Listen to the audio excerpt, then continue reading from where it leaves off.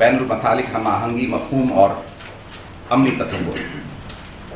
میں نے تو بہت لمبی چوڑی تیاری کی تھی لیکن انہوں نے مجھے پابند کر دیا، تو میں چند ایک وضاحتیں آپ کے سامنے کرنا چاہتا ہوں کہ بین المسالک ہم آہنگی سے مراد کیا ہے. پہلے تو اس بات کو سمجھ لیجئے کہ میں بھی اسی بھٹی سے نکلا ہوا ہوں جو انتہا پسندی کی بھٹی تھی، جو دوسرے کو حقارت کی نگاہ سے دیکھنے کی بھٹی تھی، جس میں اپنے سوا دوسروں کو باطل سمجھنے کا کانسیپٹ پایا جاتا تھا. لیکن حالات نے، واقعات نے، علم نے، آگہی نے مجھے یہ تصور دیا کہ ٹھیک ہے تم اہل حق میں سے ہو، یہ بات ٹھیک ہے کہ تمہیں اپنے عقائد، اپنے نظریات کے اوپر بہت استحکام حاصل ہے، لیکن باقی سب بھی مخلوق خدا ہیں، بندگان خدا ہیں، ان کے ساتھ حقارت کا تصور، ان کے ساتھ حقارت کا رویہ نہیں ہونا چاہیے. جب میرا مطالعہ وسیع ہوتا چلا گیا تو مجھے پتہ چلا کہ متقدمین کی رائے کچھ اور ہے، متاخرین کی رائے کچھ ہے. یہ اصطلاح ہمارے علماء کے لیے تو جو ہے قابل فہم ہے، لیکن جو میرے غیر مسلم بھائی یہاں پہ تشریف فرما ہیں ان کے لیے ذرا یہ اصطلاحات تھوڑی سی مشکل ہیں. متقدمین کہتے ہیں پہلے کے لوگ، متاخرین ہوتے ہیں ان کے بعد کے لوگ. تو متقدمین اور متاخرین کی رائے کے اندر بھی اختلاف پایا جاتا ہے. اس بھٹی سے نکلنے کے بعد جب پہلی مرتبہ ایسا نہیں تھا، لیکن جب ہم آج سے چند سال پہلے اسی ریجنٹ پلازا میں جمع ہوئے اور 18-20 افراد اہل علم یہاں پہ تھے، ان میں سے میں طالب علم بھی تھا، اور سب نے تعارف کرایا اور راٹھور صاحب نے پابند کیا تھا کہ اپنے تعارف کے ساتھ ساتھ اپنے مسلک کا تعارف بھی آپ کرائیں گے. تو سارے لوگوں نے اپنا تعارف کرایا کہ بھئی میں مسلک اہل تشیع سے تعلق رکھتا ہوں، میں دیوبندی ہوں، میں اہل حدیث ہوں، میں بریلوی ہوں. تو جب میرا نمبر آیا تو میں نے کہا کہ میرا مسلک جو ہے مسلک اعتدال ہے. اس پہ ٹھٹا لگا، بعض لوگوں نے اعتدال کو اعتزال کہا. میں نے کہا انشاءاللہ یہ 3 دن گزرنے دیجئے، 3 دن بعد آپ سب میرے ہم خیال ہو جائیں گے. ہم ایک دوسرے سے بہت ڈسٹینس رکھتے ہیں اس وقت تک جب تک ملتے نہیں ہیں، لیکن 3 دن کی ملاقاتوں نے، جیسے کسی شاعر نے کہا تھا، اور کھل جائیں گے 2-4 ملاقاتوں میں. جب ہم ایک دوسرے کے ساتھ اٹھے بیٹھے، کھایا پیا، تو ہمارے اندر جو ایک دوسرے کے بارے میں ہیزیٹیشن پایا جاتا تھا، جھجک پائی جاتی تھی، وہ جھجک دور ہو چکی تھی. میں ان لوگوں میں سے ہوں جنہوں نے بچپن میں بائبل کورسپینڈنس کورسز کیے. میں ہندوازم سے، میں جاسوسی ڈائجسٹ پڑھتا تھا، سسپینس ڈائجسٹ بچپن میں پڑھتا تھا، تو ان کا، اور میں ہندوازم سے، اس مذہب سے ناولز کے ذریعے، ڈائجسٹ اور کے ذریعے واقف تھا. عبدالحلیم شرر کے ذریعے میں باطنی تحریک سے، اسماعیلیت سے واقف تھا. میں نے جو ہے ابن سبا کے کیریکٹر کو بہت ڈیپلی اسٹڈی کیا تھا، فدائیوں کو بہت ڈیپلی اسٹڈی بچپن میں کیا تھا. تو یہ جب میرا مطالعہ وسیع ہوتا چلا گیا، میں ان لوگ اور تعارف کرا دوں کہ میں ان لوگوں میں سے تھا جو بچپن کے اندر مجالس کے اندر جایا کرتے تھے. خواتین کی مجالس میں جب بہت چھوٹا تھا تو خواتین کی مجالس میں، جب بڑا ہو گیا تو میں نشتر پارک جایا کرتا تھا. اور میں نے ایک وقت کے اندر، ایک دن کے اندر 7 مجالس اٹینڈ کی ہیں، باوجود اس کے کہ میں بڑا پکا سنی حنفی ہوں اور اسی عقیدے پہ پیدا ہوا اور اسی عقیدے پہ اس دنیا سے رخصت ہونا چاہتا ہوں. میں چرچ ہاؤس میں گیا ہوں، سینٹ پیٹرکس میں گیا ہوں، میرے کئی پریسٹ حضرات سے مطلب اپنا گفتگو بھی ہوئی ہے. تو جو ہیزیٹیشن، جو جھجک جو پائی جاتی ہے نا، وہ جھجک الحمدللہ ان باہمی ملاقاتوں کے نتیجے میں یہ ختم ہو گئی. تو بین المسالک یا بین المذاہب ہم آہنگی سے مراد آپ یہ نہ سمجھیے کہ ہم آپ سب کو ملا کر کوئی ایسا مذہب اور ایک نیا مسلک دین اکبری جیسا یا دین الہی جیسا پیدا کرنا چاہتے ہیں کہ آپ سب مخلط ہو جائیں، بلکہ مراد یہ ہے کہ اپنے اپنے دائروں کے اندر رہتے ہوئے، اپنے اپنے مذہب اور اپنے اپنے مسلک پر عمل کرتے ہوئے ایک دوسرے کو برداشت کرنے والے بن جائیں. اور جب آپ ایک دوسرے کو برداشت کریں گے، دیکھیے ایسا کم ہوتا ہے. اب جو ہماری جو رہائشی کالونیز ہیں ان کے اندر 2-3 مسالک تو ایک دوسرے کے قریب ہوتے ہیں، لیکن مذاہب کی قربتیں اتنی نہیں ہیں. لیکن اس کے باوجود اگر ہمارے اندر برداشت موجود ہو تو پہلے ان مسالک کے اندر ایک دوسرے کو برداشت کریں. ٹھیک ہے آپ کا مسلک جو ہے آپ کو مبارک ہو, لیکن آپ کا مسلک میرے مسلک پر اثر انداز نہیں ہونا چاہیے.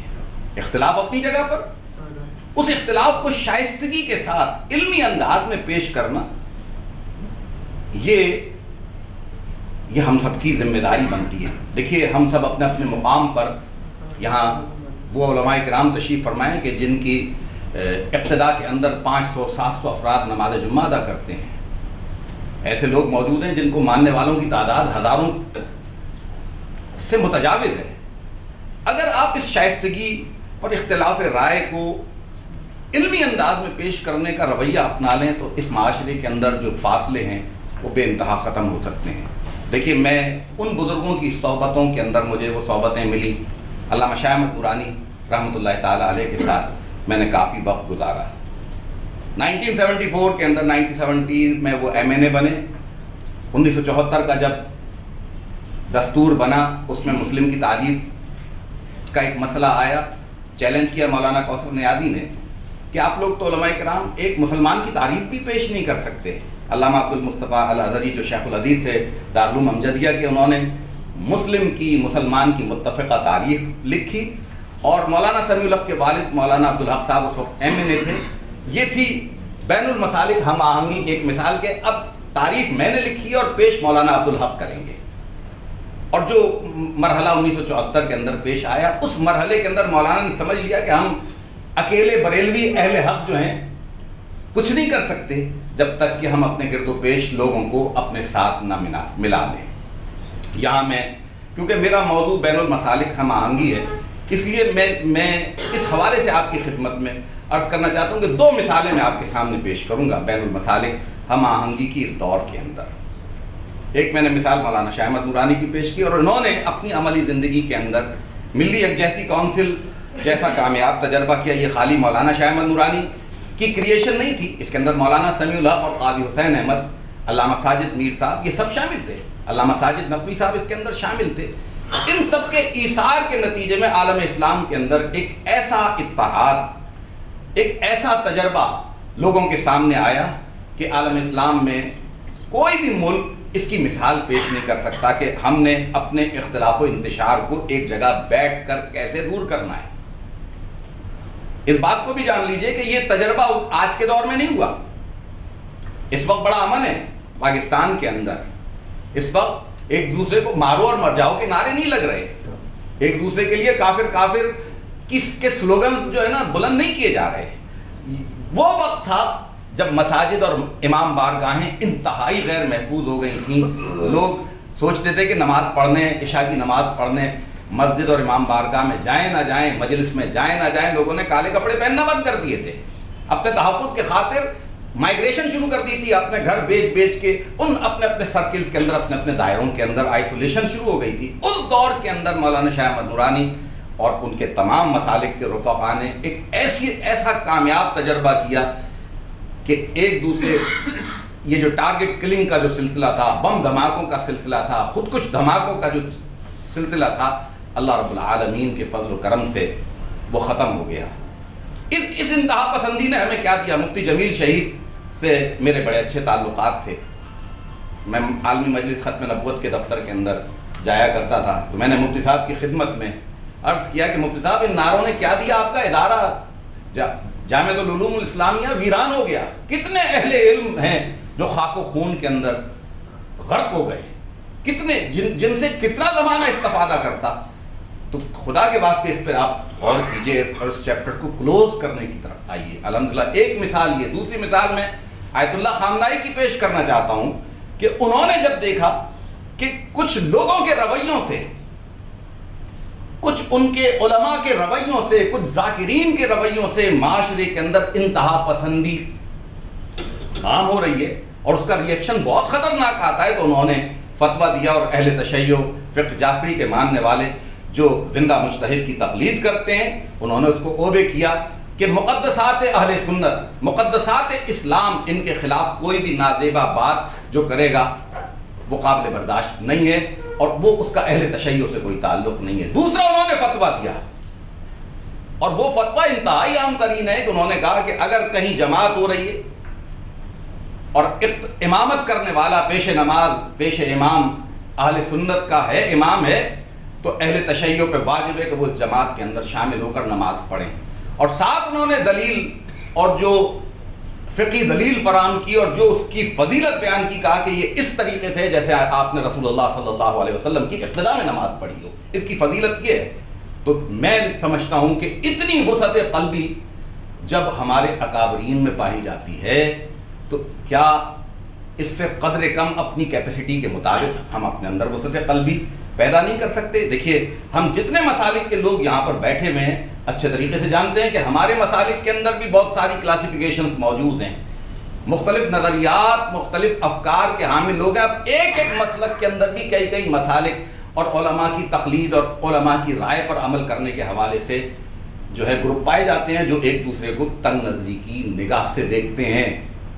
یا رسول اللہ کہنے والے، ان کے اندر کلاسیفیکیشنز ہیں، اہل تشیع ان کے اندر بھی گروپ بندی موجود ہے، اہل حدیث ان کے اندر بھی گروپ بندی موجود ہے، اور علماء دیوبند ان کے اندر واضح طور پر حیاتی اور مماتی کی تقسیم موجود ہے، اور اس سے بڑھ کر اور تقسیمیں موجود ہیں۔ کیا اس ایسے تقسیم در تقسیم کے ماحول کے اندر ہم محبت و مودت کی بات نہیں کر سکتے؟ میں یہاں پر یہ آپ میری اس گفتگو سے اس نتیجے پہ تو پہنچ گئے ہوں گے کہ ہماری بالکل ایسی خواہش نہیں ہے کہ کوئی ایک نیا مسلک ہم ایجاد کریں، لیکن ہم چاہتے یہ ہیں کہ ہم ایک دوسرے کو برداشت کریں۔ یہ عملی طور پر جبھی ممکن ہے دو صورتوں میں، آپ اپنے مطالعے کے اندر وسعت پیدا کریں، دوسرے مسلک کو افواہوں سے سمجھنے کی کوشش نہ کریں، تشیع کو تحفہ اثنا عشریہ کے ذریعے سمجھنے کی کوشش نہ کیجیے، اہل سنت بریلویوں کو البریلویہ سے سمجھنے کی کوشش نہ کیجیے، دیوبندیت کو زلزلے کی پڑھ کر سمجھنے کی کوشش نہ کیجیے، بلکہ ان کے علماء کی کتابوں کا براہ راست مطالعہ کر کے ان کو جو ہے ان کی اس مسلک کی اس مذہب کی تفہیم کی کوشش کیجیے۔ یہاں پر میرے ہندو برادر موجود ہیں، آغا خانی بھائی موجود ہیں، کرسچن بھائی موجود ہیں، بوہری بھائی جو ہے اسماعیلی بھائی موجود ہیں، 2 اسماعیلی بھائی میرے موجود ہیں، یہاں پر آئی تھنک یہ بہائی مذہب سے تعلق رکھنے والے برادر بھی یہاں پہ موجود ہیں۔ یہ باوجود اس کے بہت مائنورٹی میں ہیں، لیکن اس بات کو سمجھ لیجئے کہ ان کو بھی سمجھنے کے لیے آپ کو ان کے مذہب و مسلک کا مطالعہ کرنا پڑے گا۔ دیکھیے، جتنے انبیاء علیہ السلام آئے ان سب کی دعوت کیا تھی؟ محبت تھی۔ بلکہ مجھے کہنے دیجئے کہ جو ہمارے یہاں ایک حدیث مبارکہ ہے، اس کائنات کے وجود کی بنیاد جو ہے وہ محبت ہے کہ رب کائنات وحدہ لا شریک جب یکتا تھا تو اس نے چاہا کہ مجھے چاہا جائے، تب اس نے اس کائنات کی تخلیق فرمائی۔ عزیزان محترم، دین کے علمبردار ہونے کے ناطے، مذہبی نمائندہ ہونے کے ناطے، عالم ہونے کے ناطے ہماری رسپانسبلٹی، ہماری ذمہ داری زیادہ ہے کہ ہم نفرتوں کے بجائے محبتوں کے سفیر بنیں، اخوتوں کے علمبردار بنیں۔ کیا وجہ ہے؟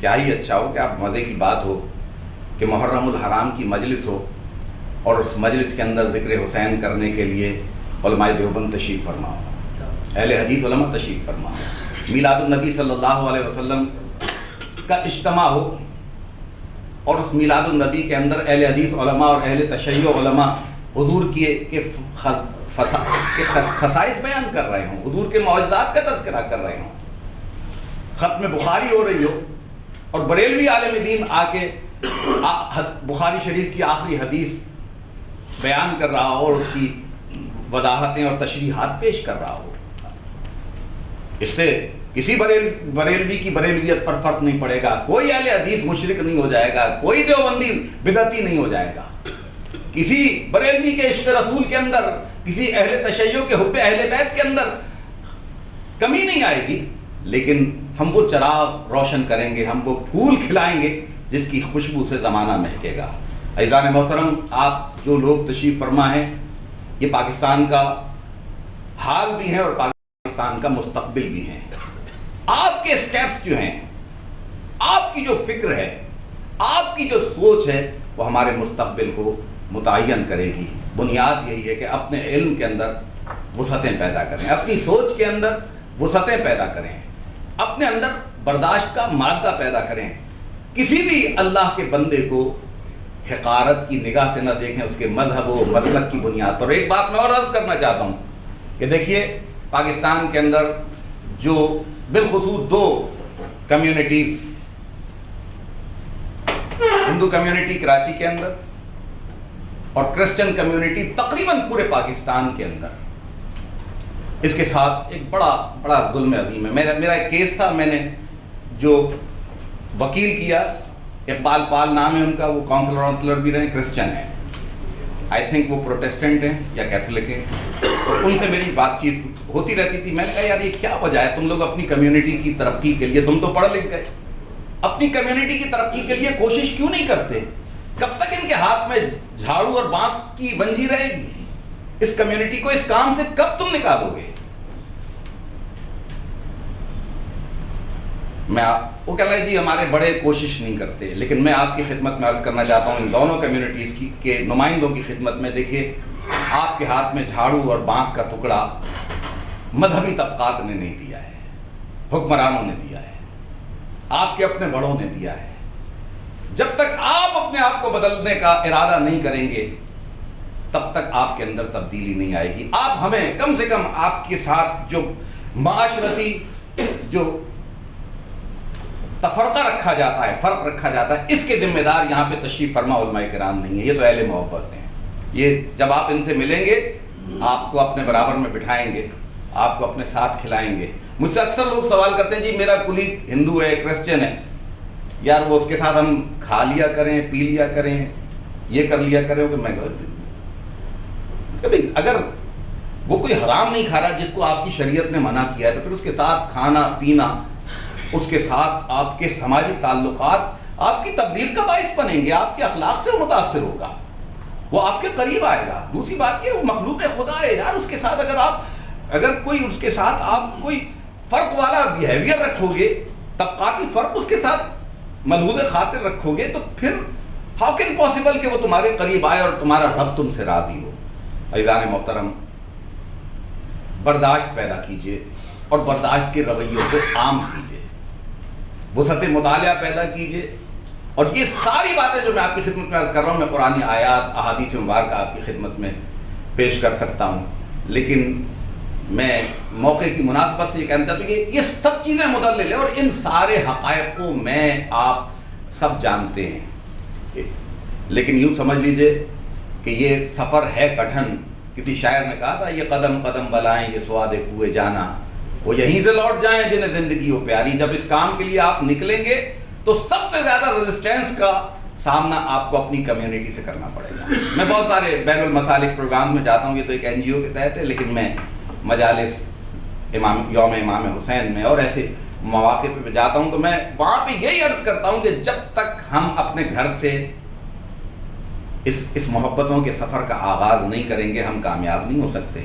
اس ہوٹل کے اس ہال کے اندر یہ باتیں بہت آسان ہیں، لیکن جب آپ مسجد کے اندر اپنے ممبر پہ بیٹھ کے یہ باتیں کریں گے، بتدریج باتیں کریں گے، تو سب سے زیادہ ریزسٹنس آپ کو اپنے گھر کے اندر آئے گا۔ میں عرض کروں، یہاں میرے بوری بھائی، اسماعیلی بھائی تشریف فرمائیں، میں لاہور سے آ رہا تھا، تو جس میں ٹرین میں آ رہا تھا، تو اس زمانے میں شاید پونا کے اندر کسی جگہ محرم کی مجالس ہوئی تھی، تو لاہور سے بہت بڑی تعداد کے اندر بوری جماعت کراچی آ رہی تھی، تو وہ لوگ حیدری کے رہنے والے تھے، ان سے میری راستے بھر گپ شپ رہی۔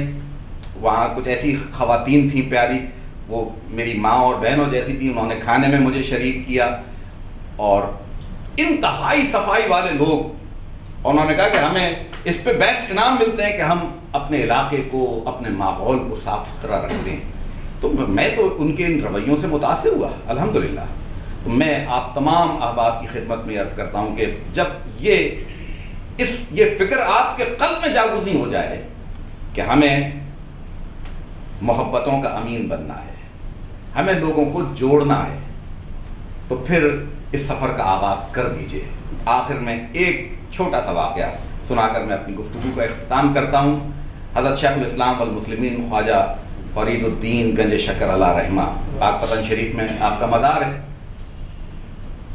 آپ کی خدمت میں کوئی ان کا محبت کرنے والا آیا اور اس نے خدمت میں آپ کی خدمت میں ہدیے کے طور پر قینچی پیش کی۔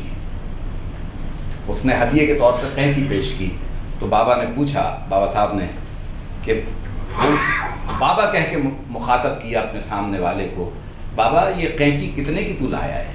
کہا کہ بابا یہ 50 روپے کی ملی ہے۔ کہا اتنی مہنگی قینچی لانے کی کیا ضرورت تھی؟ بابا 2 پیسے کی سوئی لے کر آ جاتا، یہ قینچی کاٹتی ہے اور سوئی جوڑتی ہے۔ عزیزان محترم، تو ہمیں قینچی نہیں سوئی کی ضرورت ہے کہ ہم جوڑنے والا کام کریں۔ اللہ اور اس کا پیارا رسول صلی اللہ علیہ وسلم ہمارا حامی و ناصر ہو اور محبتوں کے سفر میں ہمارے لیے بہت آسانیاں فرمائے۔ وما توفیقی الا باللہ۔